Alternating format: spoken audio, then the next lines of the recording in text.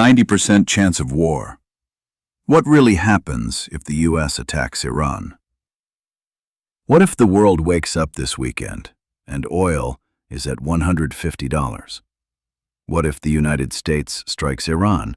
Some reports say the probability of war is 90%. 90. But here's what nobody is explaining clearly. 90% chance of what? A short strike? Or a full-scale regional war that reshapes the global economy? Because those are very different futures. Let's break this down calmly and realistically. First, could the US strike Iran? Yes. Military assets are already in place. Carriers, stealth jets, surveillance aircraft. If Washington decides to act, it can act fast. The probability of some kind of strike is high.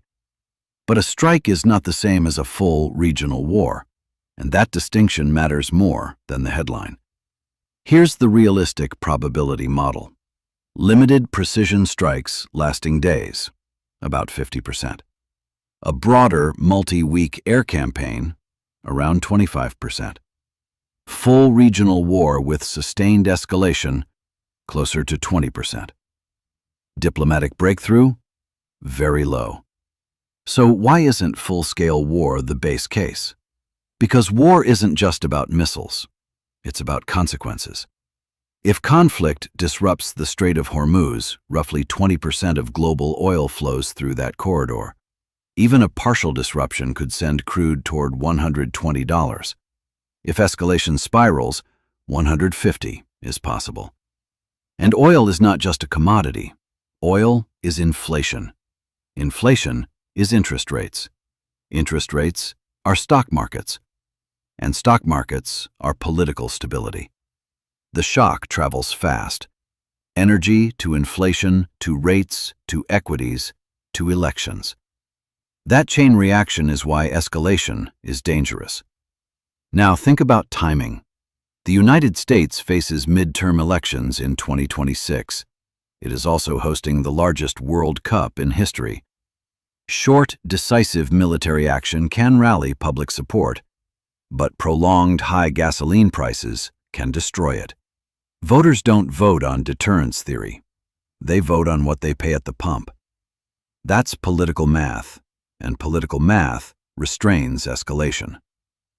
What about Iran? Iran does not need to win a conventional war. It needs to survive. Its strategy is asymmetric. Absorb limited damage, threaten energy flows, increase global anxiety, raise Washington's political cost. Total war risks regime instability. Managed escalation increases leverage. Iran understands that. So does Washington. Here's how markets react if strikes begin. First 48 hours, stocks drop. The dollar rises. Gold spikes. Emerging markets weaken. Fear moves faster than facts. But if escalation is contained, markets stabilize. If escalation spreads, recession risk rises sharply. That's the pivot. So is there a 90% chance of full-scale war? No. Is there a serious chance of military action? Yes. And here's the real risk, not inevitability, miscalculation. Wars between major powers often begin not because someone wants total destruction, but because each side believes escalation will remain controlled. History shows how dangerous that assumption can be. Right now, we are in a high-risk window. Not inevitable collapse, not guaranteed peace, but a narrow corridor where decisions matter. Watch oil prices. Watch regional proxy activity.